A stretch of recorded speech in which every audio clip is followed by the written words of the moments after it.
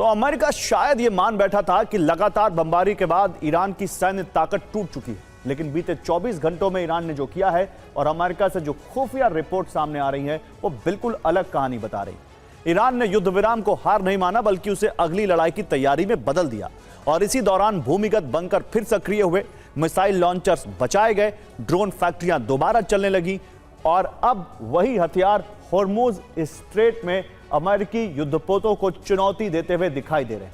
America जिस cease fire को अपनी रणनीतिक जीत बता रहा था, वही ईरान की बारूदी वापसी की लाइफलाइन बन गया है।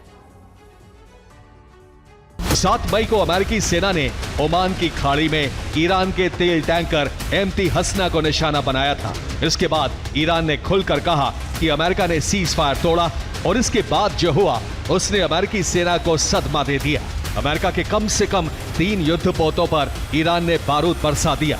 इसके बाद हॉर्मुज स्ट्रेट से लेकर ओमान की खाड़ी तक अब एक बार फिर हमले शुरू हो गए और हॉर्मुज स्ट्रेट में अब सिर्फ तनाव नहीं, एक बार फिर खुले समुद्री युद्ध की आशंका दिखाई दे रही है। केश द्वीप के आसपास ईरान ने अपनी पूरी असीमित समुद्री ताकत उतार दी है। Attack boats, anti ship cruise मिसाइलें, कामिकाज़ी ड्रोन, ईरान ने सबको एक साथ अमेरिकी नेवी के खिलाफ इस्तेमाल कर दिया। ईरानी मीडिया का दावा है कि IRGC नेवी ने अमेरिका के 3 युद्धपोतों को निशाना बनाया। इनके नाम है USS ट्रैक्सटन, USS मेसन और USS राफेल पेराल्टा। हवा में ड्रोन से लेकर ईरान के तटों पर छिपे हुए मिसाइल साइलों तक हर जगह से अमेरिकी जहाजों पर हमला हुआ। इसी दौरान IRGC ने एक तेल टैंकर ओशन कोई को घेरकर जब्त करने का भी दावा किया है। इसके अलावा एक कंटेनर जहाज सैन एंटोनियो पर ईरान ने ड्रोन हमला किया है।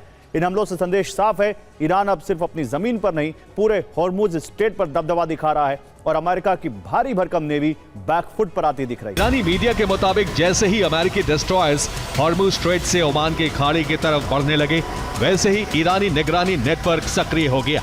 ईरान के रडार, समुद्री ट्रैकिंग सिस्टम और IRGC की नेवी ने अमेरिकी जहाजों की मूवमेंट पर नजर रखनी शुरू कर दी। इसके बाद ईरान ने दावा किया कि अमेरिकी जहाजों के खिलाफ जवाबी कार्रवाई शुरू कर दी गई है।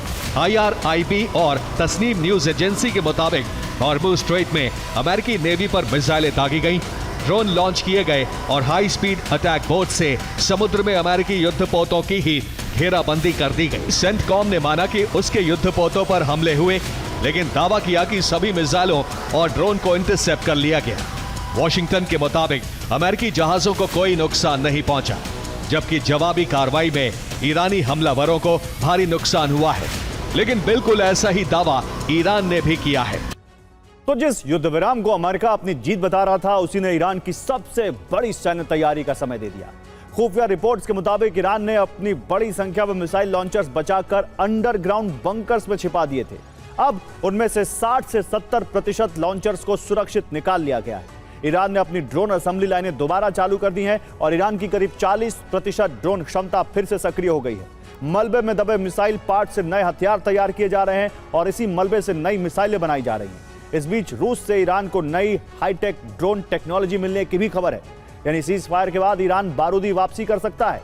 रिपोर्ट्स के मुताबिक युद्ध विराम शुरू होने के बाद ईरान ने सबसे पहले अपने ड्रोन नेटवर्क को दोबारा सक्रिय करने पर काम किया। सस्ते लेकिन घातक वन वे अटैक ड्रोन की असेंबली फिर शुरू हुई और कई बंद उत्पादन इकाइयों को दोबारा चालू कर दिया गया।